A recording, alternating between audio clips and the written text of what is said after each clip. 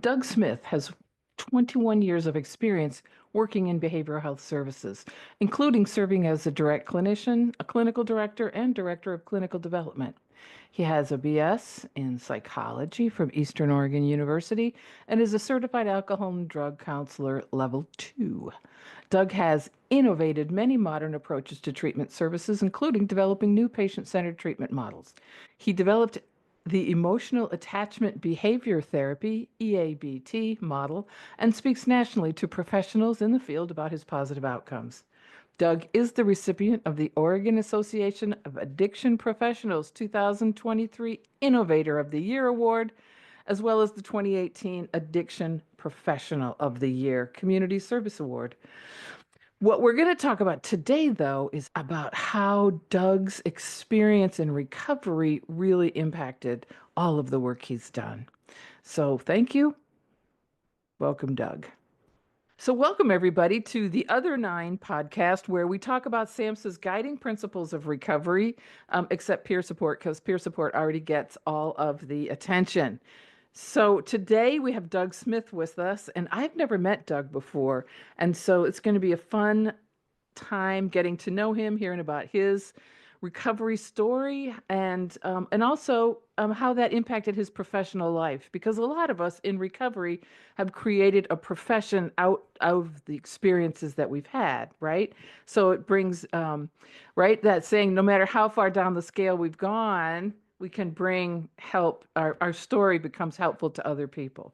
So, Doug, welcome. Nice to meet you. Nice to meet you, Mary. Thanks for having me. Absolutely. So, first of all, let me just ask you the question I ask everybody, which is what gives you hope?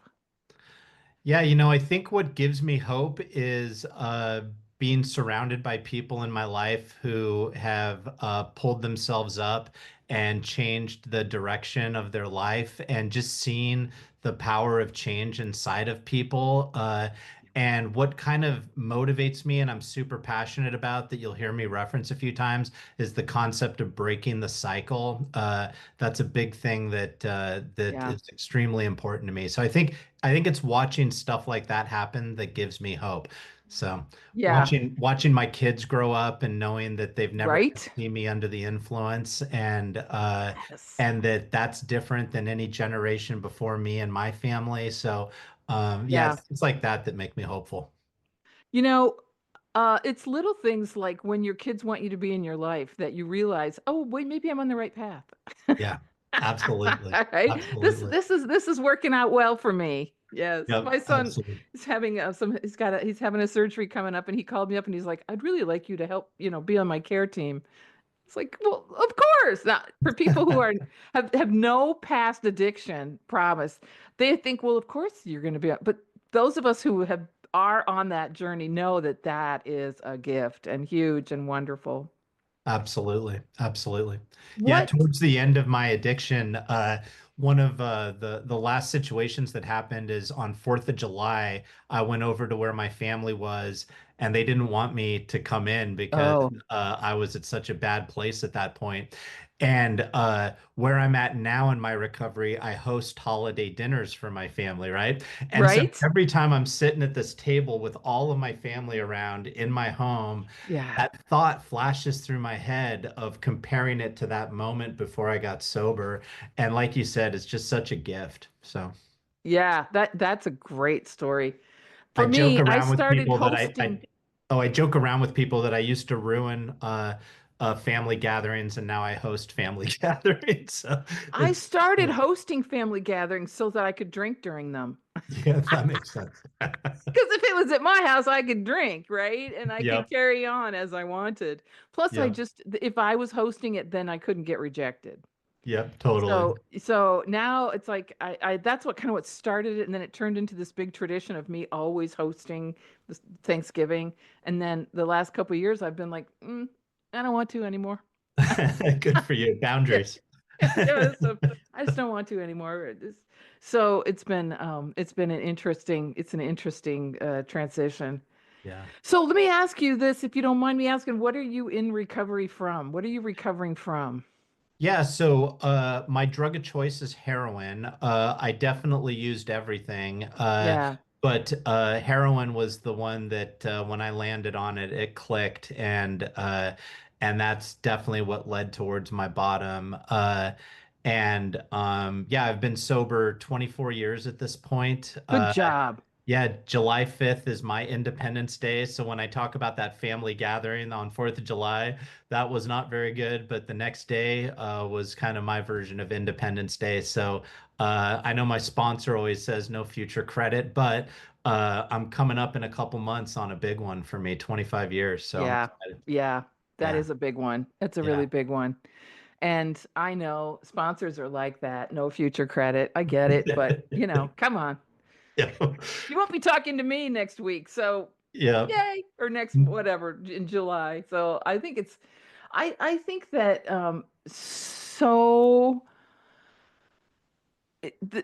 yes, I think celebrating those anniversaries are so important to people who don't think it's possible to stay clean for a week, or who are Absolutely. struggling to stay clean for like. So I just recently had a conversation with a young man who was signed up for treatment, and then when he showed up, they're like, "Oh, oops, sorry, you have to come back in 2 weeks." And so he's like, "Oh, okay." And it's like, okay, so what are we gonna do for 2 weeks to help you? And Yeah. and that, and so then when we show up and we're like, yeah, we have some time, you can do this. I'm gonna celebrate 25 years. That is a message for them that we can do this, right? That we can do Absolutely. this and that it can be done. It's not easy. It's, even with long-term sobriety, I don't think it gets any easier. It No, gets I don't easy either. to maybe not ingest the substance, but life on life's terms is still brutal Yeah. sometimes, you know? Absolutely. And so, Absolutely. I really love being able to just kind of look at where we are and where we were and where we're going. That's really important for me. I think that's really important for everybody in recovery. Yeah, me as well. Yeah, and I was taught when it comes to celebrating sobriety birthdays, it's not about me, it's about the newcomer kind of mindset, Yes. right? So even though I don't like all the attention focused on me, people in my life will always say it's not about you. Like it's about the newcomer in the room and them hearing that that's possible and this and that. So Right. yeah, I can definitely relate Right. to a lot of that. I think 1 year is more impressive to a newcomer than Absolutely. 25 or Yeah. 36, right? It's like, wait, what? You got a whole year? Because, like, they think we're lying. Yeah. Absolutely. But the guy Yep. who has 1 year, man, that's impressive. Absolutely. Yeah. Absolutely. Yeah. Yeah, and and talking about like it doesn't necessarily get easier. I don't know about you. During the pandemic, there's a lot of people I know with long-term sobriety who went back out. Yeah. And it just shows how, it's always there and we always have to continue to work on it. Yeah. And it like you said, I don't necessarily have cravings to use as much anymore, but the underlying issues that I have are still Yeah. all there and very prevalent. And if I don't work Yeah. on them on a daily basis, they rear their ugly heads at me. So What are some of the things that you think have helped you on a what's like the one thing, that one tool that you've developed over your 24 and a half years that has really been a sustaining practice that helps you, yeah, I think that'd be tough to narrow down first off because you get so many gifts in recovery, right? But I think right? if I had to pick one thing that helps me on a daily basis, it's the connections I've made. Mm-hmm. I think there's a lot of personal tools that I've gained, but at the end of the day, I wouldn't stay sober on my own. It's the people around me who save my bacon a lot of times, right? And so, I always tell people that every year there's at least one or two scenarios where my support group ends up keeping me sober. And uh, and so I think it's those connections I've built, and talking about the differences between active addiction and recovery.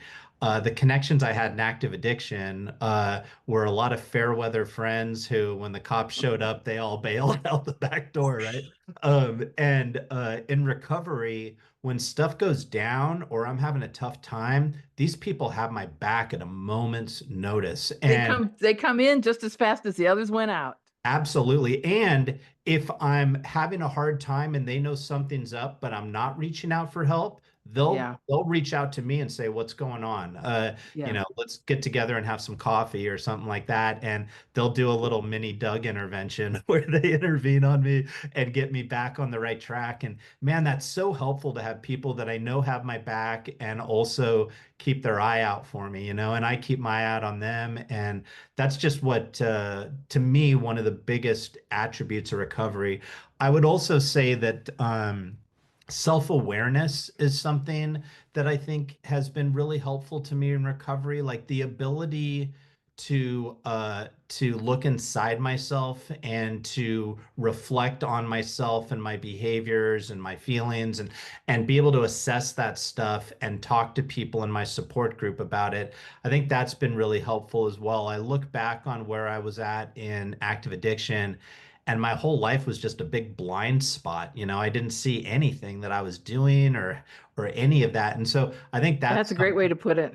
I think, one of the things I talk about at times with people is like that internal navigation system, right? Like me knowing when I'm Yeah. going down the wrong direction because my gut tells me I'm going down the wrong direction. And having that Yeah. ability in my life, whether you consider it a spiritual connection or being connected to yourself, I consider it a little bit of both. But I think that's been a huge attribute also. Yeah. I think that all of those things you talked about were so negatively impacted during the pandemic Mhm. because we were forced into isolation. But if you're like me, I was delighted, secretly delighted that I could just stay at home and nobody expected anything of me and that I could just, check out and disconnect. And I did that. And I'm just now, I have to say, starting to regularly go out to meetings again and re-engage and leave the house and go do my banking because so many of those habits, grocery delivery, online banking, all those things that are really great are also really helpful for people like me who love to just isolate and shut down and tune out. So, yeah, I went back to the gym. I went back to, going into my bank and driving. I used to go every day at the end of the day. I'd go to the post office and the bank and just kind of take care of stuff at least twice a week. I don't remember the last time I did that. And so, I think that for people who really love isolating, the pandemic was the perfect storm Yeah. and I can see why you can do that and nobody knows if you're using. And Zoom meetings were great, but I'll never do another one again for whatever reason. Now that I don't have to, I don't want to.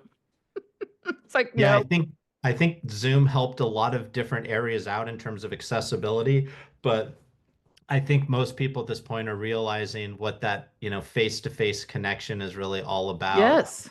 I also think, when you talk about isolation, I don't think we fully have grasped as a society the impact that the pandemic had on substance use disorder because people Yes. people were working from home so much and isolated so much, and we know that the percentage of alcohol being sold during the pandemic went up by like 40%. Oh, wow. I didn't realize that. Yeah, so we know that all that stuff's moving in the wrong direction, but a lot of people haven't nobody's noticed what's going on with them yet because they've been isolated. So I don't Yeah. think we fully grasp the ramifications of the pandemic yet. There's so much good that came out of the pandemic around mental health treatment where people started openly talking about mental health. And it feels like to me, like with the pandemic, people experienced it, and so they started speaking out about it. And recovery, and it just feels to me like it's so much more open now. But I still think there's a lot that, like you say, that we aren't quite sure of yet. It seems like one of those things where by losing certain things, it made us appreciate what we have and be grateful for. I was a little bit different than you in the sense that I was the clinical director for a large residential treatment center that Oh, had yes. 100 clients, right? And so when the pandemic hit, I had to go to my job every day because there was this large facility depending on me. Now I'm good at isolating in a crowd of people, right? So either way, we can isolate. But We can isolate. yeah, It's our but gift. I was out in the middle of this chaotic situation on a Oh my daily goodness. basis, and I, like you, stopped going to 12-step meetings for a period of time. I Yeah. remember I went to one meeting one day, and people in the meeting were arguing about whether to wear masks or not, and it just I found myself thinking like this isn't why we're here, you know? And the next thing I know, it had been a while and I hadn't gone to 12-step meetings and I was feeling it. You know, I could Yeah. tell that I was becoming a dry drunk Yeah. and Yeah. not being where I need to be. And so I ended up getting back into meetings and I'm grateful that I did. But Yeah. it's Yeah, funny going absolutely. back to meetings, I started hearing almost every meeting, one person would share, I stopped going to meetings for a while and I'm back now, you know? So Yeah. it seemed like a lot of people went through that type of an experience. Agreed. It was an interesting time. It, it and a lot of meetings that I used to go to have never come back into real life. They're just stayed online. And that's like I don't want to do that. I want, Yep. or they fold it all together. So we're also having to create new community because the community we had was so impacted. Yep. Yeah. Yep. So did your agency survive? It did. It was challenging though. There Yes, it was was. very difficult decisions that had to be made and layoffs and Yep. um, and I remember I'm like you where, I've been in the treatment field for 21 years and it's like I knew treatment a certain way. And when suddenly people are talking about all of our outpatient offices are closing, and then somebody said we're going to have to do them virtually, it's like, what does that mean? And I remember just wrapping our minds around this whole nother way of doing things that we'd never thought of, and Yep.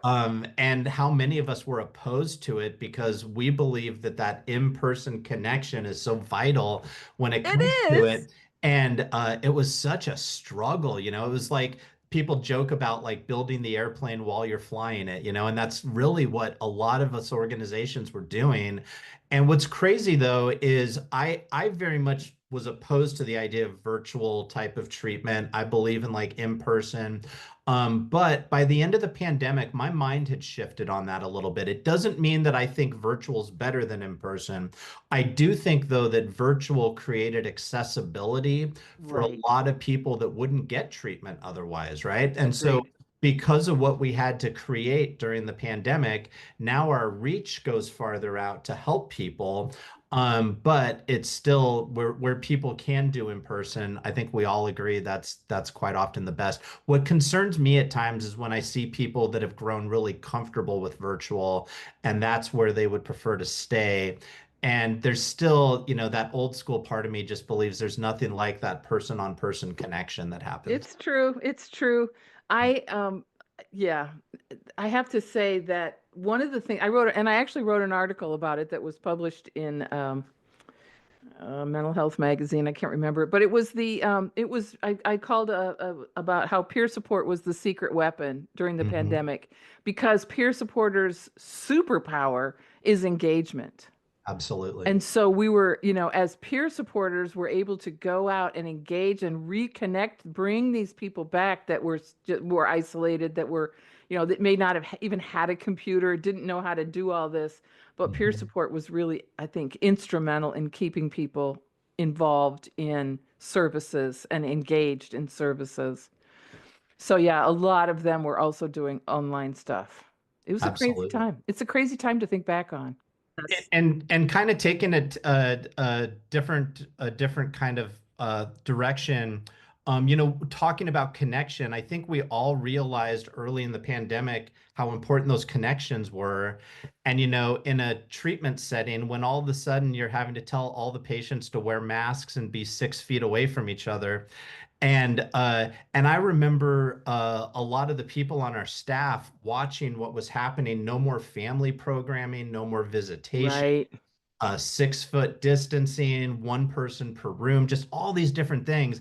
And you just see connections getting broken, and Right. and it's sad, because you see that and you think, man, these guys are gonna have a lot harder time than what, a lot of us went through when we got sober. And I have to say, some of those people that got sober during the pandemic, I have so much respect for them because Right? they kind of did it with their hands tied behind their back in some ways, right? And it comes down to recovery is supported through relationships and social networks is one of Samson's guiding principles. Yeah. And so when you don't, when you have to really redefine what those relationships and social networks are going to look like for each person. It's challenging. It's really challenging. And in addition to the fact that mental health issues and substance use disorder create a disconnect. They just do. They create isolation in your Mhm. own mind, right? I always knew my thinking was distorted, but but I thought I was right. Yeah, So there's just this disconnect that happens. And so I think one of the gifts of recovery is that reconnection and that ability to find your path. And I don't know. I know that it's hard to it's hard to recreate community. absolutely. It's hard to Absolutely. recreate community, which happens like when people move and they're like, "Oh, you guys don't do it right." Hmm. And so they Yep. stop that, because they can't recreate the community because it's different than the one they left. Yep. And it's interesting. It's really interesting. I know a lot of people I've known in recovery who were moving, they were encouraged to take a weekend trip to where they were going to move to before they actually moved there and get a home group, start That's to a meet some great people idea. so that once they moved, that community was already there for them when they needed it. So, Get some yeah, phone numbers. Talk to people before you get to town. absolutely. Absolutely. That part's so important. Yeah, That and is a it's great interesting. idea. It's interesting, I was working at that organization during the pandemic and I was watching all this happen. And when we're talking about connection and human relationships and stuff like that, that's when it kind of hit me to develop a therapy model based on attachment theory because Nice. attachment theory is all about how we connect with other people, right? And so Right. Right. I started working on that model at that point and ended up rolling it out. And it's been really successful since I rolled it out. But the whole focus is on how we connect with people and how important those connections are. And it's just a way of zeroing in on that area that we all know is so important. I don't know if you've ever seen the Johan Hari TED Talk. No, He I talks haven't. on there about the opposite of addiction isn't sobriety, it's connection. And I'm a big believer in that it's all about that connection. So I 100% agree. I yeah, really do. I 100% agree. Um, and I think that it's really hard to make those connections. It just, especially as you get older, it's just hard to, especially if you're not a joiner, right? Some totally. people they just don't do that. So it's hard for them to get into different recovery communities. But one of the things also, I think isolation is a trauma response, right? And so we know, right, one of the guiding principles of recovery addresses trauma, Hmm. is supported by addressing trauma. And um, if you don't realize that what you experienced was trauma, or your addiction is as a really a result of the trauma, it can be difficult. It can be a lot of difficult to know that. I read somewhere that trauma is as in contributing towards addiction as sugar is to diabetes, or worse than sugar is to diabetes. I don't. It came out of the ACEs studies, for those of you, Uh-huh. the adverse childhood Yeah, experience studies, and the results of those really show the impact of trauma on addiction. absolutely. Absolutely. Yeah, I So was many of the folks, and so many of the folks are um, re-traumatized in the system. And I know you're a person who provides clinical experiences, and I'm a person who's been an advocate in the mental health system for a long time, and so forced treatment is just a horrifying thing for me. And I Yeah. just saw that our state, and I don't I don't pay attention like I used to, but apparently we now have forced outpatient treatment that people can be enrolled in. And it really scares me that we're doing this. It feels like we're just being set back decades by forcing people into treatment.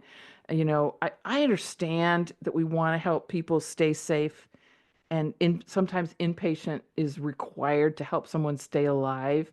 But Mhm. forcing someone into 6 months of outpatient treatment just seems so wrong and actually counterproductive. That because for me, if forced me into it, it would automatically be removed as an option in my life ever again. Yeah. I just don't know long term how effective that is. I don't know. Yeah, it's interesting because, like you said, most people with substance use disorder are pretty rebellious, and if you tell them what they can't, what they have to do, or what Right? they can't do, they're going to do the opposite. But just to give a little bit of a devil's advocate point of view, research has actually shown that there's no statistical success difference between people who choose to go to treatment and are forced to go to treatment, which is interesting. That is interesting. What Is some of that the mental health treatment or is that substance use it's disorder? substance use disorder, just Okay, there's that. this is forced mental health treatment. Yeah, I think that's a lot different. But with substance use, what it shows is that people who don't want to go to treatment and are forced in, Yeah. they're more defensive early on, but they're quite often held accountable longer into it, so they Mm-hmm. sustain treatment longer Well, because the that makes same thing sense. that forced them in the door is holding them accountable to continuing. Where people who choose to go, they'll be more open-minded and receptive initially, but then it's easier for them to get to the point that it's, oh, I don't need this anymore. And they Yeah. Oh my and gosh, that makes a lot of sense. yeah, and then they stop going. So it's interesting how that stuff plays out. But going back to something you said, I was at a training one time with a person who I really respect. And I said, what do you think are the most common underlying issues under substance use disorder? Uh-huh. And without even pausing, he said trauma and attachment. He said those are the two biggest things. That And makes so much sense to me. it really does. And so much of the time trauma and attachment are just really interlinked as well, right? But yeah, that I think we're getting to the point that we realize that, 90% of the people who are coming in for treatment services have some form of trauma in their past, if not higher. And I think that oftentimes people with trauma are misdiagnosed because it looks different, right? Um, it looks like bipolar, or it looks different than just, trauma, right? I mean, I often say if had landed in front of a psychiatrist in my 20s, I probably would have been hospitalized.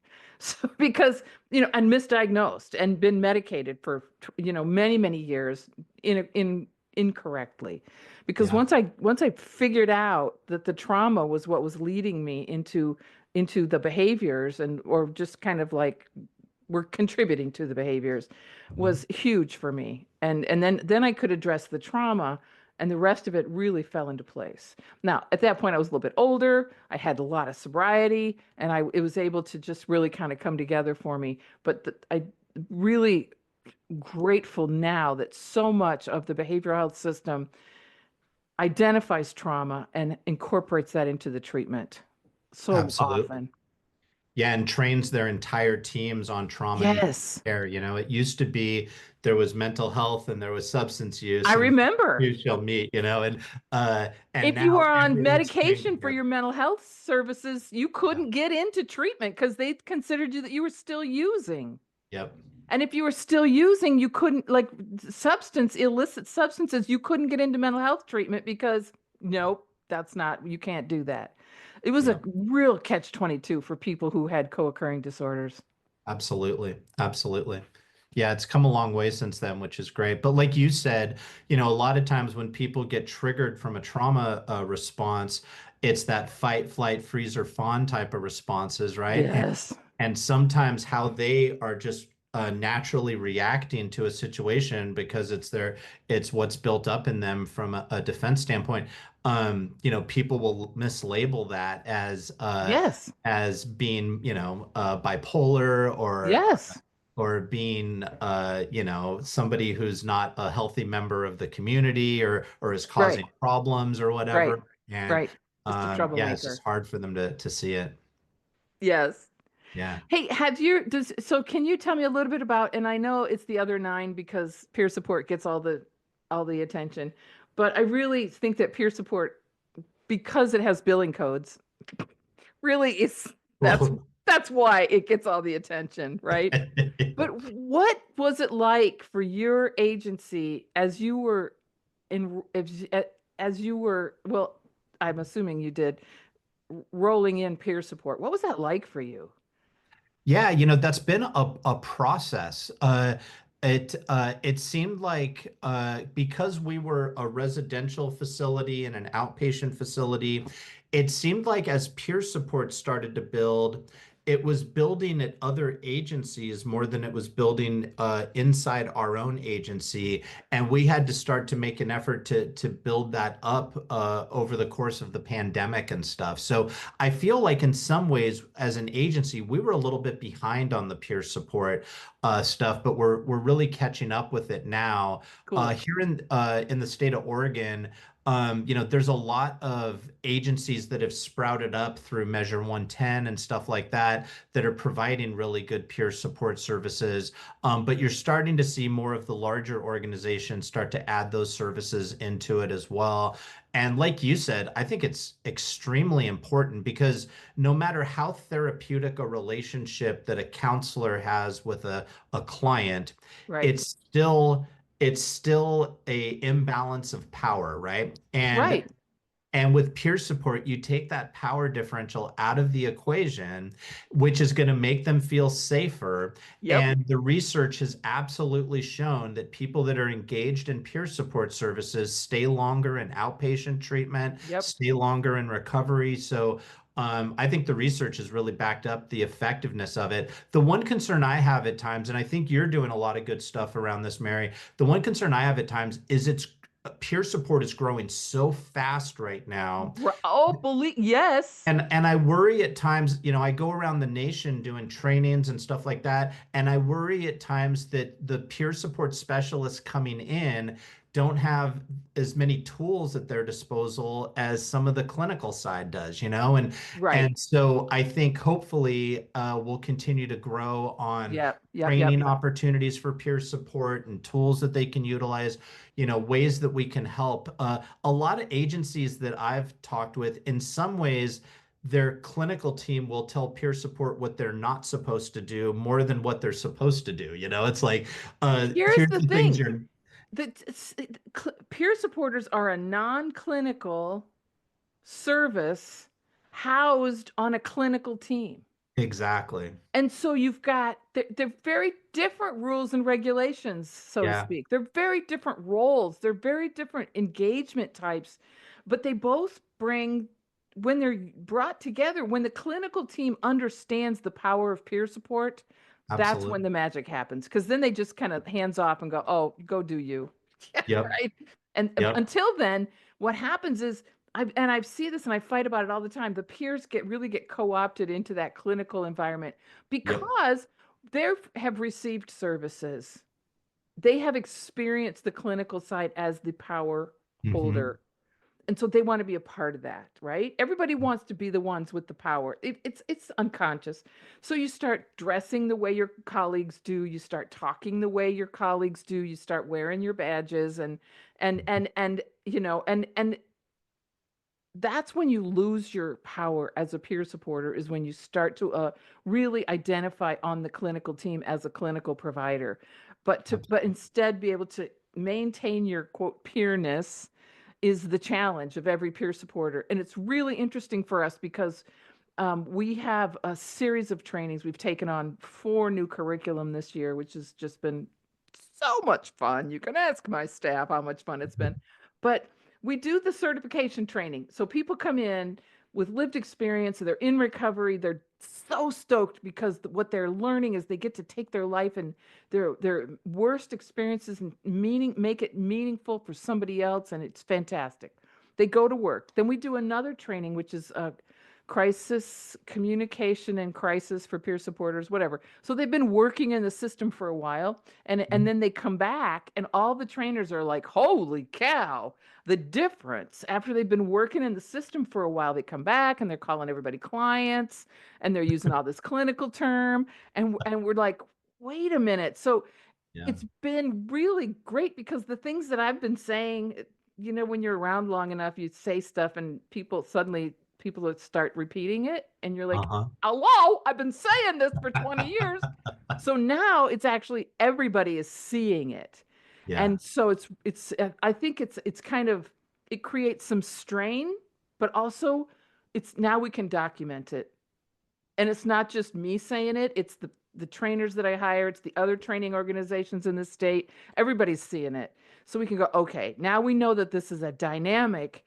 And so it's talking to people like you that run organizations with, and have all these fantastic approaches, plus your own personal experience, Mhm. that you can go, okay, what are some of the barriers that you experience in the field in bringing peer support in and maintaining them in peer support? What would, if you were talking to one of your colleagues about starting a peer support program, what would you tell them is to be the one barrier to look out for to help? I don't know. What do you think about that?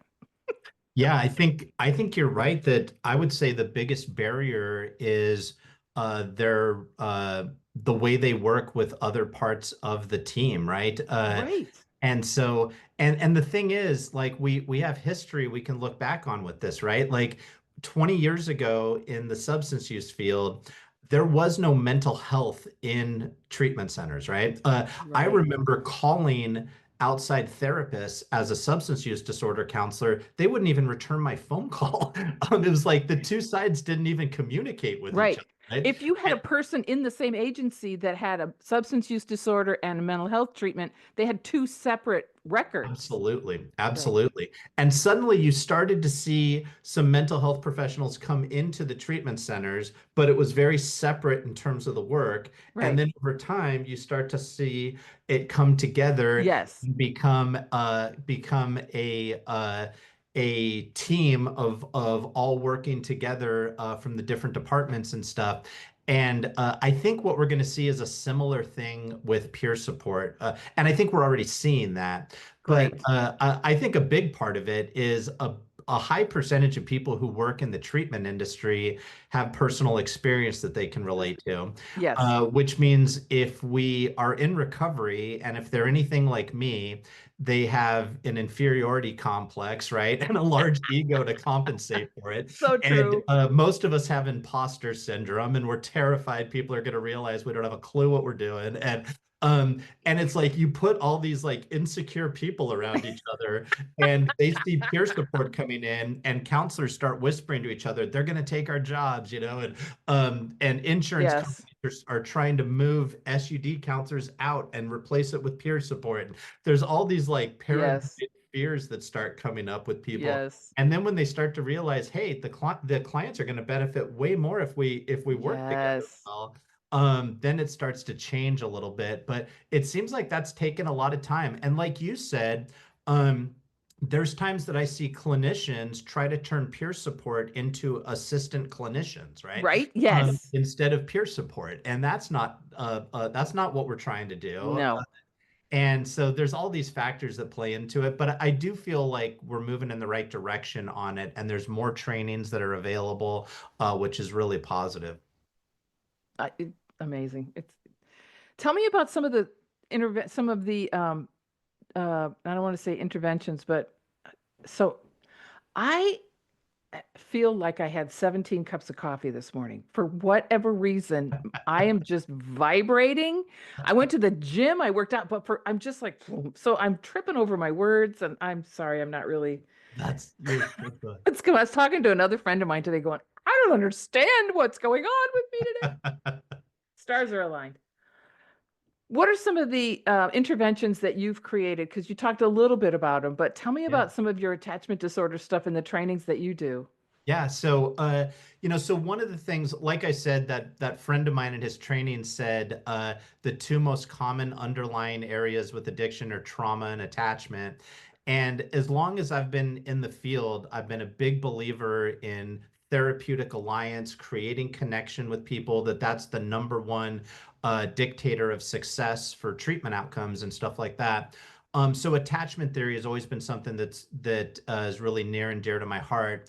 All the research over the last 20 or 30 years is showing strong correlation between insecure attachment styles that people develop when they're younger and substance use disorder. They're actually Wow. getting to the point that they can assess you for your attachment style and find out how secure or insecure you are. And based on that assessment, they can predict with relative accuracy the likelihood that you're going to develop substance use disorder in the next 5 to 6 years. Wow. And not only that, they're getting to the point that which insecure attachment style you have, because there's four attachment styles, and the insecure ones are anxious, avoidant, and fearful. Which one of those styles you're most prone towards can tell them something about what drugs of choice you might be the most prone towards. So it's just Wow. fascinating, some of the research that's coming out around this stuff. A lot of us, when we go to speaker meetings or when I do a speaker meeting in recovery, when I tell my story, I'll say the first time I used my drug of choice, I felt like I fit in my own skin for the first time in my life, right? And a lot of us tell that story where it's like that first time Yeah. something clicked for us, where it was like a Yep. puzzle piece that finally fell into place, right? Yeah. And really, what we're finding out is that's all correlated to core attachment stressors. And, we have these insecure attachment styles, and the substances end up perfectly giving us what we've been missing. And it just pulls us down that road. So there's a That lot is of correlation amazing. between attachment work and substance use disorder. And so what I decided, there's a lot of therapists doing really good work around this. There's a lot of treatment centers doing good work around attachment stuff, but there's not really any models. Like as a clinician, when you talk about CBT or DBT, there's workbooks that people can use and all Yeah. sorts of Yep. Yep. materials at their disposal. But for attachment work, there really isn't anything like that. So I took it upon myself to, with the encouragement, I have to say, of some people in my support. At first, I was like, I can't do this. And thankfully, I had people around me that are like, go for it. You Yeah. you Yeah. can Yeah. do it. But yeah, I ended up creating something that is simple and easy to use. It's called emotional attachment behavioral therapy. And you learn about your attachment styles, you learn how that plays into your addictive tendencies, and you learn how to cope in healthier ways around it so that it doesn't keep pulling you back that direction. And since I rolled it out about 4 years ago, it's Hmm. just been a it's been really exciting how much it's taken off. And I now have left the organization that I worked at for 20 years. They were extremely supportive and gave me their blessing to go out on my own. And I now go around the country providing trainings and implementing EABT at different organizations. I now have 11 different EABT workbooks. One thing Wow. that's That is really amazing. one thing that's really important to me is that it's individualized for different populations. I got Right. really tired as a clinician of telling people, adjust this to you. It's like we should be creating stuff specifically for them? And Yeah. so I've created workbooks for different populations. I do have a peer support workbook that I created, and I've been going around doing trainings with peer support workers and stuff like that. But most of it is more on a clinical level where Yeah. it's a lot of SUD counselors, mental health therapists, stuff like that are using it. And is there anybody in Clark County, Washington that's using it? Not yet, not currently. Well, we're gonna have to do something different about Yeah, that. I would love that. That'd be great. I've I don't got know anybody, but I'll find somebody. yeah, no, that would be great. That would be Yeah, great. yeah. That does. And then how can people find out about this? You can go to my website. It's learneabt.com, Okay. and it tells you all about EABT and the different workbooks. There's an attachment style quiz. You can go there and take the quiz and learn what attachment style you have and stuff like that. And it's got contact information on there if anyone wants to reach out to me. I'm always happy to answer any questions or help in any way I can. It is so awesome. That is so awesome. Yeah, it's really exciting. We when we first rolled it out at the treatment center, I don't know about you, Mary, but when I create something, there's that insecure voice in my head where I'm like, is this even gonna work? I know it. We're I gonna know it. like this. Right. And we rolled it Right. out and people just loved it. And then we started seeing the success rates were really good. And then the next thing you know, I'm going around the state of Oregon doing presentations. And now I'm like the keynote speaker at conferences around the country. And it's just like, how did this happen? How did this happen? I was When just a you dope fiend. Now here I am. Exactly. It's What just the like heck? they must not know who I am. Like I keep waiting for somebody to be like, "Oh, we just figured out who you really are. Like we don't want anything to do with you anymore." But so far that hasn't happened, which is So great. far, I know exactly what you mean when you say that. It was only been recently, like within the last year, that I have been like, hey, I think I know stuff. I think I know stuff. I think, I've been around a while and I think that I think I might have some skills. I might have some insights that would be helpful to others. You know what's interesting too is opening my own business around this. Mm. I don't know if you've experienced any of this, but like pricing your product and your self-esteem correlate a lot, right? And so I had to have multiple friend interventions where they Talk pull me about aside and they're like, dude, insecure you're charging way attachments. too little. You need to raise your prices a little bit. And thankfully I had good people around me who would like pull me aside once in a while and give me some advice. But yeah, Yes, I I will I tell you that I had a friend who was like, What's your rates?" And I told him, and he's like, "No, you have to raise it." And so I'm like, "Oh, okay." I had a doctor once who told me his rates were low, my rates were higher than his. And you know what my response was? but You should raise your rates. good for you. Good for you. I Yeah, just, I keep and this was years ago. And I look back at it now and I was like, oh my God, you're so bold. My mother used to tell me that. Do you know what? Here's what I found is that being in business has been one of the greatest personal growth adventures in my life. And I've been at it for 20 years. This year celebrated 20 years on March 5th. It's when I filed Nice. my incorporation papers. And I I mean, I was 100% responsible for myself.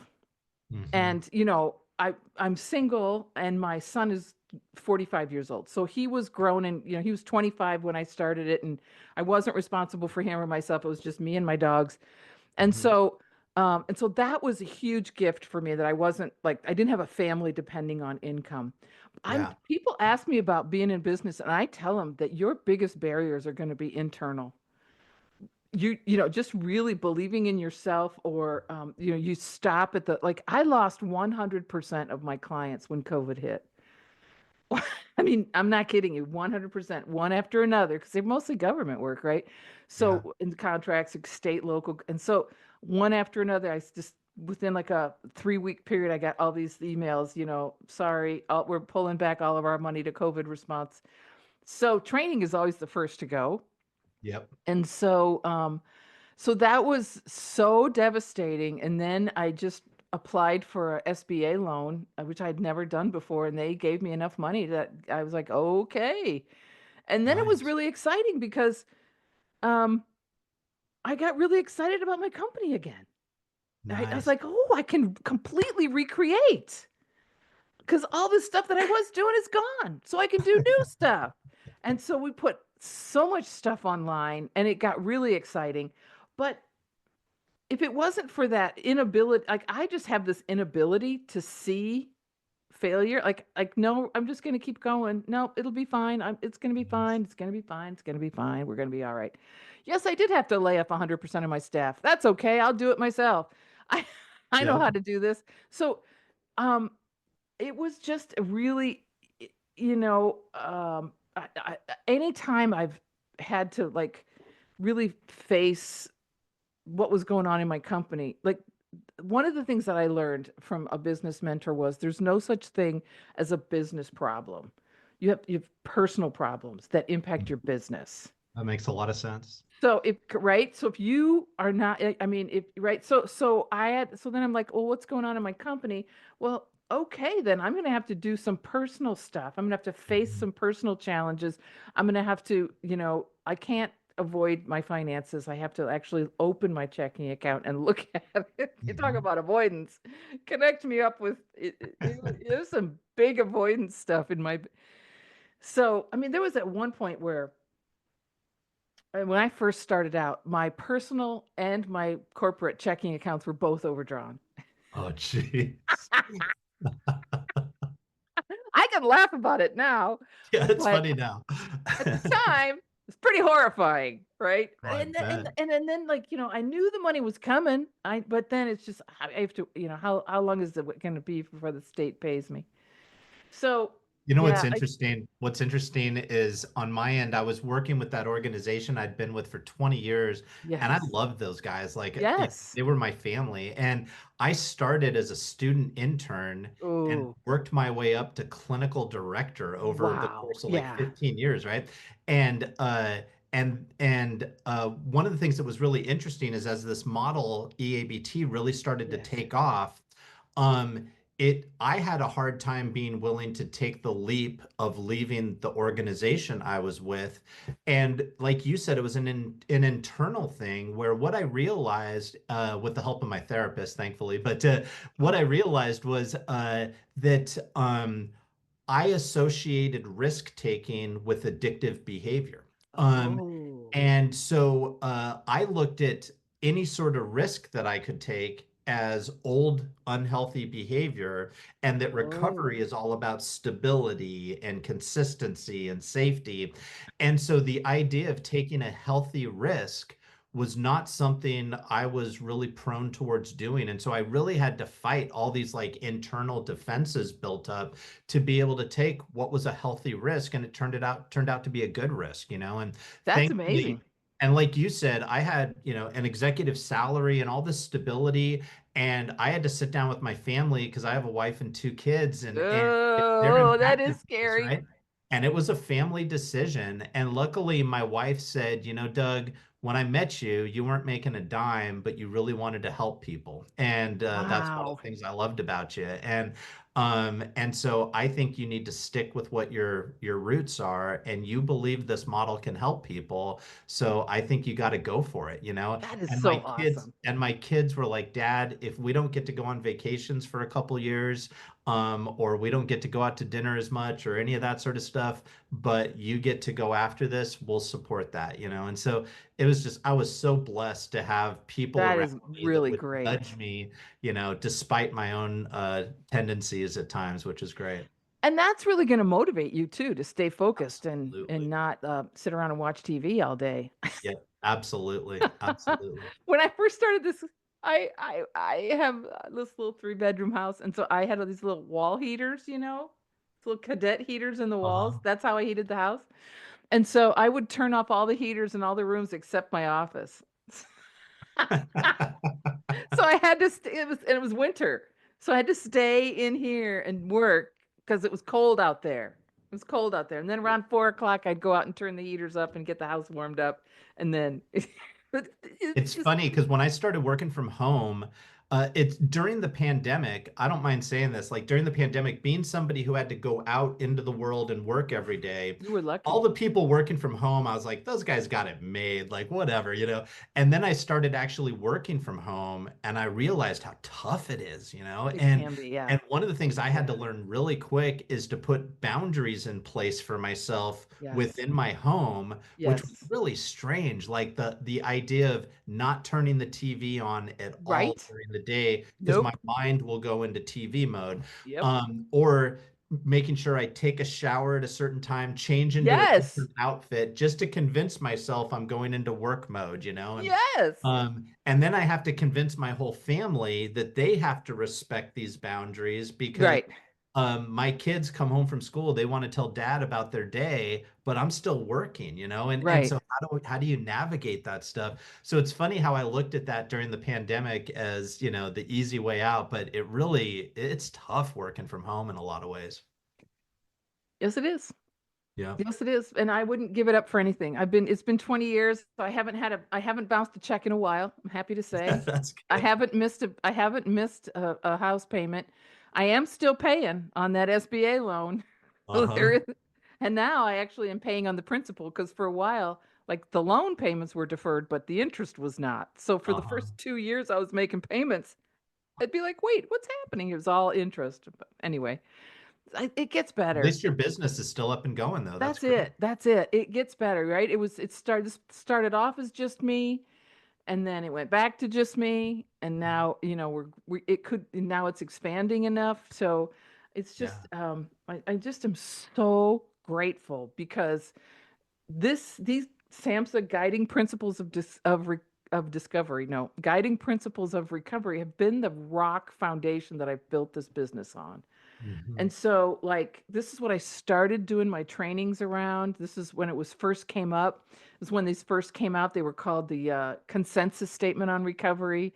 And then as we infused with substance use disorder, because recovery, like we talked about, was two separate things. And so when those two came together, SAMHSA kind of redesigned the whole definition and everything. And it's just been so fantastic to take these principles and be able to look at them from the perspective of my life and be like, yeah, this works in my life. Where am I with home and community, right? Where am I with peer support? Where am I with hope? What gives me hope? Where am I being person driven? Because to me, recovery was all about being responsible. Personal responsibility was the bedrock of my recovery, and it Mhm. still is. Mhm. So I look at these principles and I'm just so grateful for everything that I have in my life. And I think for me, the greatest gifts of recovery that I've gotten are two things. I'm not ashamed anymore. I mean, I came into recovery so ashamed of just not just of what I had done, but just as a human. I just really felt like I was a failure as a human. And then also the second thing is I wasn't after I worked the steps the first time, I wasn't afraid of dying anymore. Something happened. Realized I'm not afraid to die. And man, when you're not afraid to die, a lot of people lose their power over you. Yep. Yep. Right? All those institutions that broker on fear just have no hold anymore. So Yeah, I just it's like people who walk through cancer and stuff like that, yes. right? There's a spiritual component a lot of them come out with Yes. because you have to face that stuff.